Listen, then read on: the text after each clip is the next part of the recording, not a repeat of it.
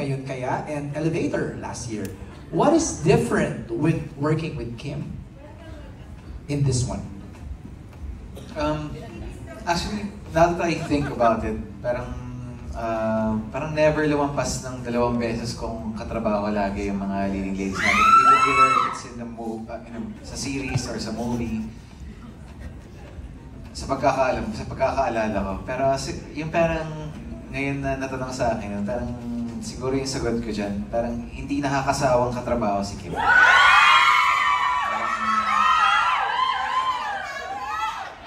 Nag-a-adjust kasi ako. Nag-a-adjust yung acting niya, yung ulam niya, may gulay na. So, yan. Parang hindi siya nakakasawang katrabaho. 10 years Pero Pao, I know sometimes it's like management's decision when they offer you projects, let's say, to work with Kim. This is the 3rd time. Meron pa rin yung element ng personal decision. So somehow, you decided to work with Kim 3 times. Tama naman. Di ba? Dahil...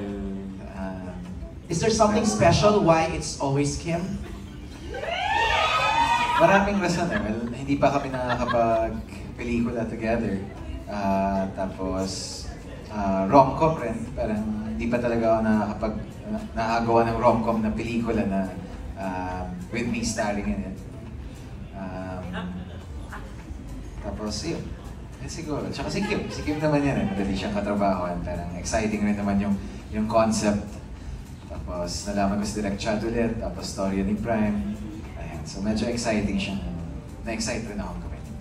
Thank you, Pao. Okay, next from What's Up PH for Kim Chiu. Recently, may nag-trending na article about Miss Wilma giving a hint na you're in a relationship. Parang report ko to sa TV pa to. With Paolo. Nakita ko to. Headline bukas, ngayon ang broadcast. Ito si Miss Wilma. Maling show yun. Yung sinabi mong yun. Mali ba yun? Oo, maling show yun, Be. Pero okay lang. Anong masasabi mo rito? Maling show ba yun? Yes, Be. Pero love Kulang kita. na kasi ngayon eh, kulang. Oh, yeah. Maling pala. Siyempre kay MJ tayo. Ayan! MJ for life. O, ano mo na masasabi mo doon na binuking ni Wilma nag-hint? Buti pa siya alam niya. Ay, di na. Wilma doesn't give hints. Oh, ano kayo?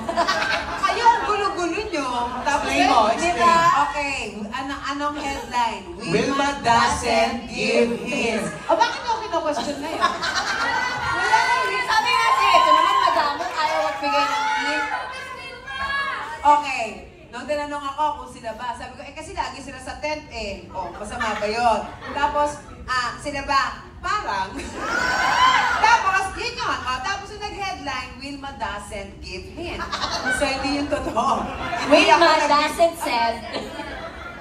Doesn't nga, di ba? Actually, si Miss Wilma, ano talaga siya? Push na push. Gusto niya nga gumawa ng GC, di ba? Hindi ako, si Lovely yung gusto Lovely gumawa ng pala. GC. Ikwento mo yung GC mo. Kasi sabi po namin dun sa GC, gagawa sila ng GC, update kami ni Kim. So, pag nabuo na yung GC na yon, meron ng update si Kim sa akin. Ano sasabihin mo? Kami na! Kanan! Pero wala pa kasing GC. Oh, wala pang GC. So, wala pa po kami ma-update. Alright! Nag-alright na lang ako, no? Okay, next question. Kaya naman galit, MJ. Mali No, pa rin binabasa ko sinabi kasi ang ganda na itong next question. Ang ganda, mula kay Chad ng Manila Feed. Since yung title parang talks about ghosting sa relationship, na-experience nyo na ba na biglang nag-disappear ang partner nyo at ano naging effect nito sa inyo? Kahit sino sa cast, meron ba naka-experience nun? Diyos me, dalawa nga yung anak ko, di ba? Nag-ghosting ako. Ay. Disappear. Oh. I have 2 children. I have Ashana and Svetlana. That's it. I move on with my life and my children's beautiful. So minsan, pag feeling mo gino-ghosting ka, nasasaktan ka, okay lang yun. Kasi you deserve someone better. So nag-ghosting ako ng twice, iniwan ako, nag-disappear talaga as in. And then I found my last love. O, di better. Buti na lang, ginosting nila ako. Kung hindi ko makikilala si Bebe Love ko. Kaya okay lang yung girl! Eto na ang nasya nakapatid! Hindi lang siya nag-ghost. Nagpaalam naman sila. So, Sabi niya lang, Kim, alis na kami. Buti nga sa'yo, nagpaalam sa akin, DN. Ay, diba? Oo. Nagpaalam naman siya. Pero ano sabi mo, Kim? Rejection is? Redirection. To? To... Anybody else from the cast? Naka-experience nun? Ghosting? Wala? Ang gagaling Ang gagaling naman? Ang pa-perfect ng mga relationship? Wala ka bang, naging host? Wala na? O, wala na, chat. Dalawa lang. Direct shot! Nagpaalam din daw siya. Paalam din. Mas maganda kasi nagpapaalam. Ito nag-ghosting ko sa set eh. Nawawala na lang bigla si Karina sa sa set.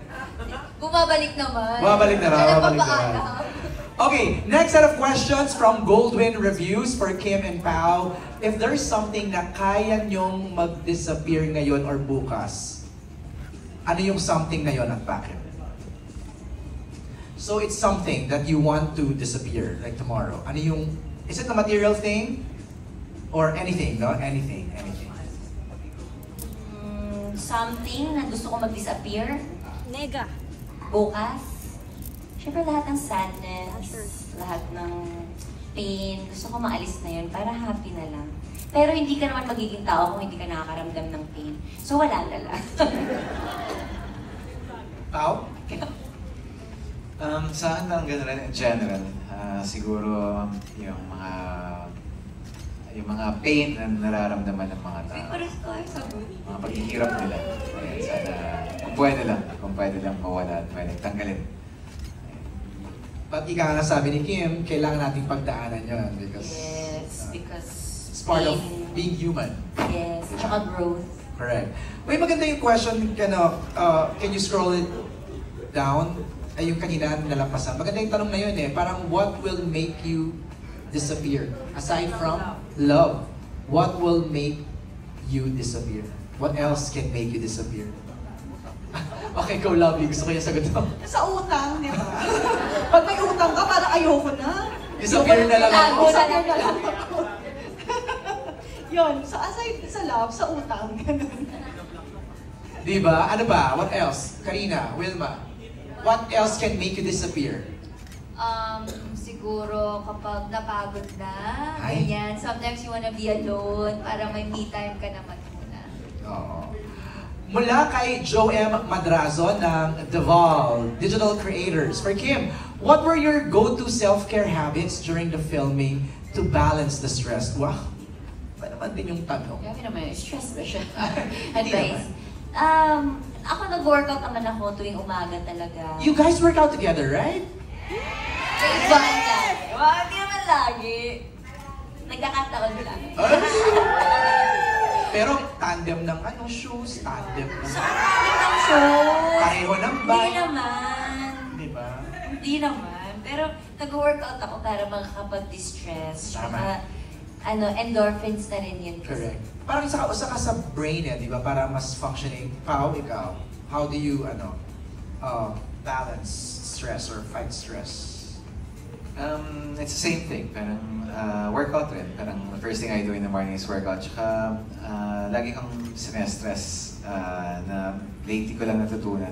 Okay palang balansehin yung work tsaka yung pahinga. Ayan. Kailangan hinahanapan talaga ng tamang balance para makaiwas sa stress. Agree. What advice would you give, Pao, to people going through heartbreak? Siguro yung advice ko sa mga may pinagdadaanan ngayon is it's not the end of the world. Parang minsan iniisip natin katapusan na ng lahat, pero habang pinagpapatuloy natin yung buhay natin, mas nagkakaroon tayo ng mas nakakahanap tayo ng mas mabubuting at mas magagandang mga bagay na dumarating sa buhay natin. So, it's not the end of the world. And there's always something to look forward to. Saka just go through it, no? Parang kung heartbreak, sige, sulking sadness, di ba? Tapos after nun, laban lang. Ika nga ni Wilma. Ito maganda, from John Bueno of umagkao.com for Kim. Kim, you and Pao are very experienced now when it comes to love. What do you think is the reason why people should not give up on it and still have a relationship? Grabe naman yung sobrang experience na parang ilan naman jowa ko, dalawa lang sila. Uy, walang comparison. Pero, ano nga ba yung tanong? What do you think is the reason why people should not give Give up? up on love. That's right. Kasi, di ba, love naman ay isang bagay na nararamdaman natin na hindi siya nabibili, tsaka hindi siya nabibigay. Di ba, kahit sobrang trabaho mo, sobrang mabait kang tao, hindi naman siya kusang binibigay, ini-experience siya. Tsaka part siya ng pagkatao natin, na kapag nagmahal tayo, masaya tayo, kapag nagmahal tayo, malungkot tayo, ang daming nabibigay sa atin na emotions that makes us human. So, Lord,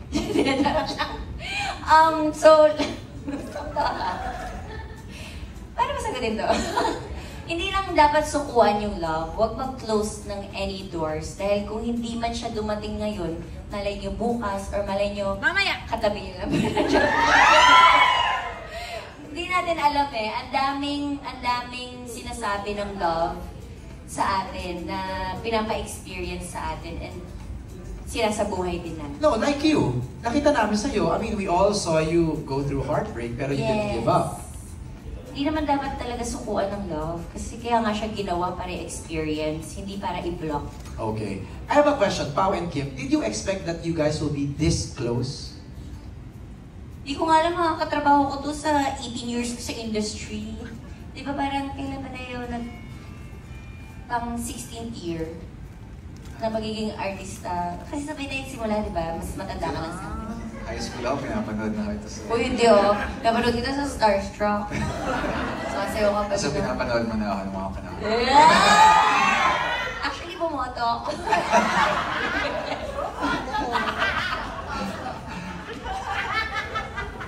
Nawala ako. Nawala din ako. Mag-disappear na tayo. Sorry, what was the question again? Did you expect that you guys will be this close?